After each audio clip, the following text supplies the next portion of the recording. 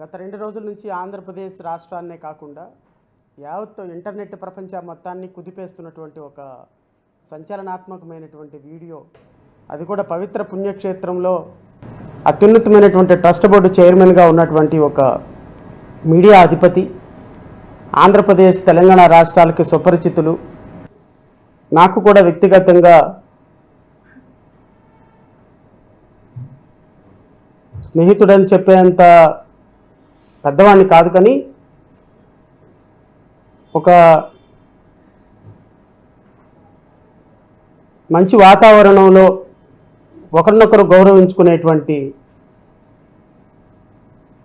ఒక వ్యక్తి ఒక అత్యున్నతమైనటువంటి స్థాయిలో ప్రపంచంలోనే కోటాను కోట్ల మంది భక్తులను సంపాదించుకున్నటువంటి కలియుగ దైవం శ్రీ వెంకటేశ్వర స్వామి ఆలయంలో ట్రస్ట్ బోర్డు చైర్మన్గా ఉన్న పరిస్థితుల్లో ఆ వ్యక్తి మీద వస్తున్నటువంటి ఆరోపణలు అనండి, ఆరోపణ ఏం కాదు, అది ఆయన కూడా ఒప్పేసుకున్నాడు. కాబట్టి ఒక వ్యక్తి మీద జరుగుతున్నటువంటి ట్రోలింగు మీద ఒక రాజకీయ పార్టీగా మాకు కూడా కొంత సామాజిక బాధ్యత ఉంది. కాబట్టి ఈరోజు రాష్ట్ర ప్రజలతో మాట్లాడాలని ఈరోజు మీడియా సమావేశం ఏర్పాటు చేయడం జరిగింది. అది కూడా కాకుండా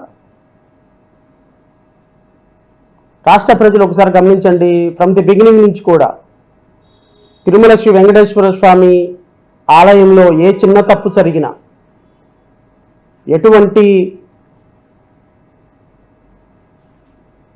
అర్హత లేని వ్యక్తుల్ని టీటీలోకి ట్రస్ట్ బోర్డు చైర్మన్లుగా ఏర్పాటు చేసిన, తిరుమల తిరుపతి దేవస్థానంలో అక్రమ కట్టడాలు కడుతున్న, వీటన్నిటి మీద హైకోర్టులో చాలామంది భక్తులు కూడా చేయలేని విధంగా మేము గత 5-6 సంవత్సరాల నుంచి ఫైట్ చేస్తూనే ఉన్నాం. ఈరోజు కొత్తగా తిరుమల లడ్డు గురించో లేకపోతే బిఆర్ నాయుడు గారి గురించో నేను మాట్లాడటానికి ఈరోజు కాదు.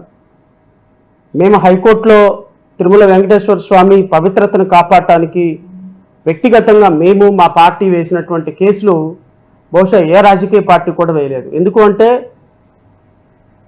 ఆ పవిత్రతను కాపాడాల్సినటువంటి బాధ్యత ప్రతి పౌరుడి మీద ఉంటుందని మొదటి నుంచి కూడా మేము వ్యక్తిగతంగా నేను టీటీడీలో ట్రస్ట్ బోర్డు చైర్మన్లుగా అన్క్వాలిఫైడ్ పర్సన్స్ని ఏర్పాటు చేసిన హైకోర్టులో ప్రజా ప్రయోజన వ్యాజ్యాలు ఫైల్ చేశాం. ఇంతకుముందు విజయసాయిరెడ్డి అల్లుడు రవిచంద్రారెడ్డి రామచంద్రారెడ్డి ఆయన ట్రస్ట్ బోర్డు చైర్మన్గా ఉన్నప్పుడు ఆయన అపాయింట్మెంట్ని కూడా క్యాన్సిల్ చేయించాం.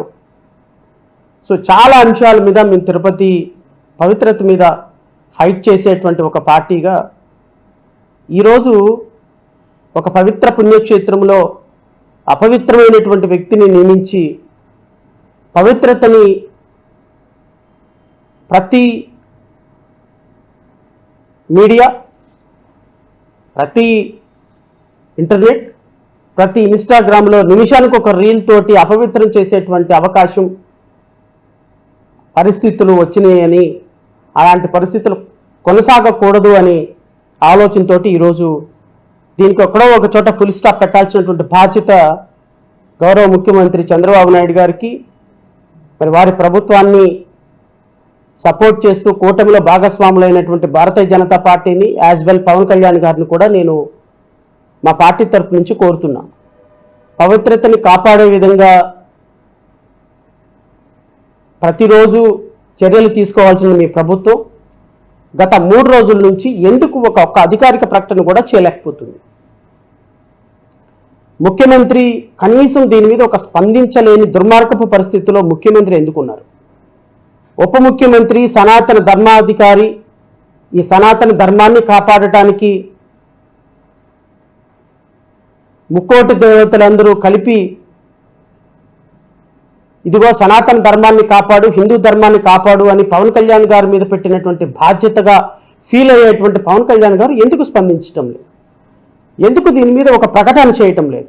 ఇలాంటి అపవిత్ర కార్యాలు చేసేటువంటి వ్యక్తిని పవిత్రమైనటువంటి తిరుమల వెంకటేశ్వర స్వామి దగ్గర ప్రథమ వ్యక్తిగా కొనసాగటానికి అర్హత లేని వ్యక్తిని నియమించినందుకు మిమ్మల్ని నిందించాలా? అలాంటి నిందలో ఉన్నప్పటికీ కూడా ఆ పొజిషన్లోకి వెళ్ళి దాన్ని ఇంకా కంటిన్యూ చేస్తూ తిరుమల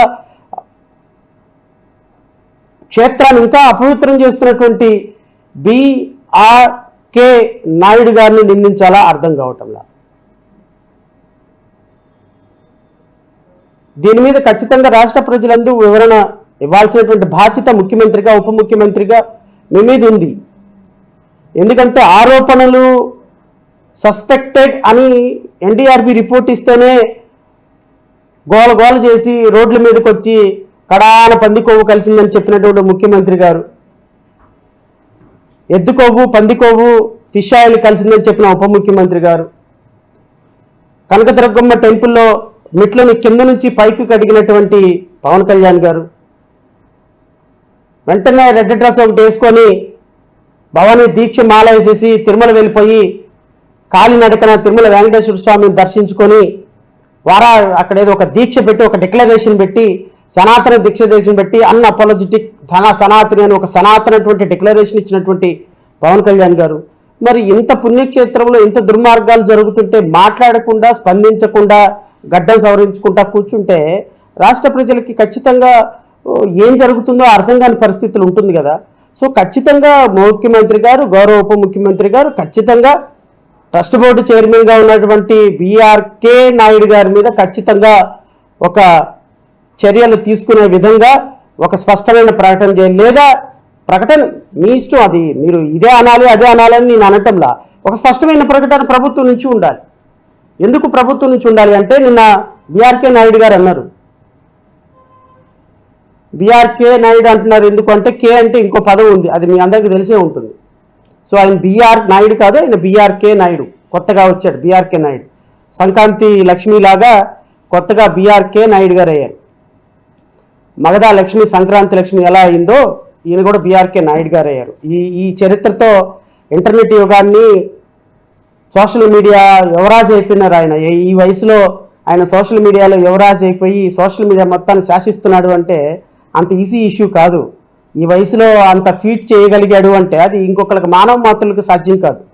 సో బిఆర్కే నాయుడు గారికి వి మస్ట్ అప్రిషియేట్ హిమ్. ఎందుకంటే ఈరోజు ఇన్స్టాగ్రామ్ ఓపెన్ చేసినా, ఇంటర్నెట్ ఓపెన్ చేసినా, లేకపోతే ఇంకా యూట్యూబ్ ఓపెన్ చేసినా, ఫేస్బుక్ ఓపెన్ చేసినా, వాట్ నాట్ ఇంటర్నెట్ యుగాన్ని శాసించి భారతదేశ చరిత్రలో ఈ స్థాయిలో 76 సంవత్సరాల వయసులో, 75 సంవత్సరాల వయసులో ఇంటర్నెట్ మొత్తాన్ని ఉర్రూతులూగించినటువంటి అద్భుతమైనటువంటి మా బిఆర్కే నాయుడు గారికి ఖచ్చితంగా మనం అందరూ కృతజ్ఞతలు చెప్పాల్సింది. ఆంధ్రప్రదేశ్ రాష్ట్ర ప్రజలు ఇంత గొప్ప చరిత్రకి తీసుకెళ్ళిపోయినారు. ఇంతవరకు తిరుమల వెంకటేశ్వర స్వామి చరిత్రలో ఇంత గొప్పగా ఇంటర్నెట్ యుగాన్ని శాసించినటువంటి ఇంకొక అధ్యక్షుడు లేని అన్నట్టుగా చేస్తున్నటువంటి ఇలాంటి వ్యక్తులు, ఇలాంటి పరిస్థితుల్లో రాష్ట్ర ప్రభుత్వం స్పందించాలని నేను కోరుతున్నా. అంటే ఎలా స్పందించాలి అంటే మళ్ళీ ఇంకొక ప్రశ్న ఉంది. నాయుడు గారు తప్పు చేశారు ఆయనే అన్నాడు, ఏం కనపడింది వల్గారిటీ దాంట్లో? ఏం కనపడిందయ్యా? ఏముంది వల్గారిటీ?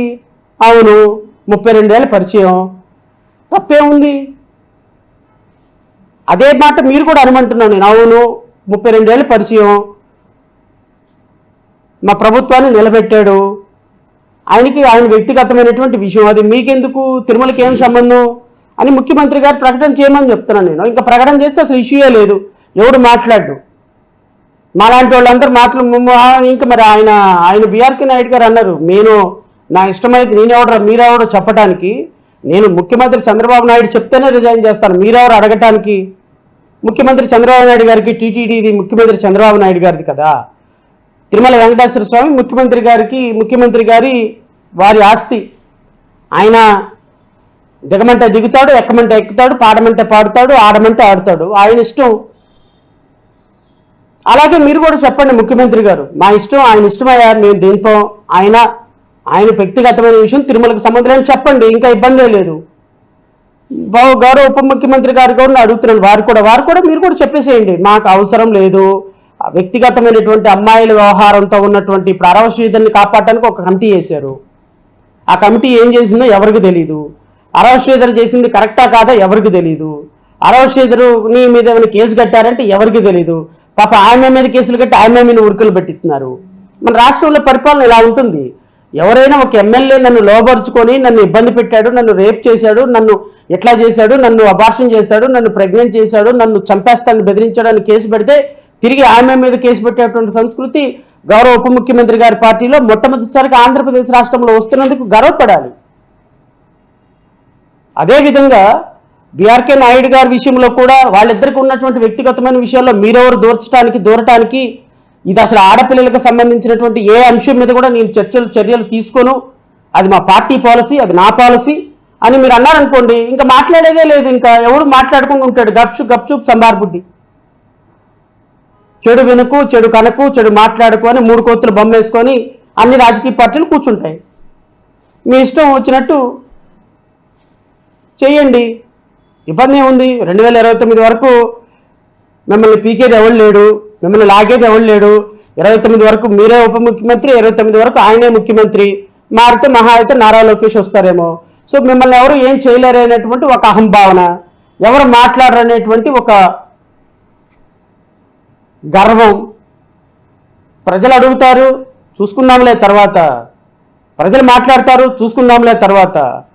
అయ్యో వెంకటేశ్వర స్వామి చరిత్ర కలిగిన ఇంత పుణ్యక్షేత్రంలో ఎట్లాంటి దుర్మార్గులు ఉన్నారు, ఏమైనా తీసేస్తే బాగుంటుంది అనే ఆలోచన ఉందనుకోండి, ఓకే వెరీ గుడ్, ప్రభుత్వం కాస్త మంచి చేసిందని చెప్పి ఆలోచించవచ్చు. అది కూడా లేదు, మా ఇష్టం అబ్బా మీరు ఏం చేసుకుంటే అది చేసుకుంటామంటే అది కూడా ప్రజలకు చెప్పమంటున్నాను. నేను కోరేది ఏంటంటే ప్రభుత్వాన్ని, మీరు నోరు తెరిచి నిన్న జరుగుతున్నటువంటి అంశాల మీద ఒక స్పష్టమైనటువంటి ప్రకటన చేయండి.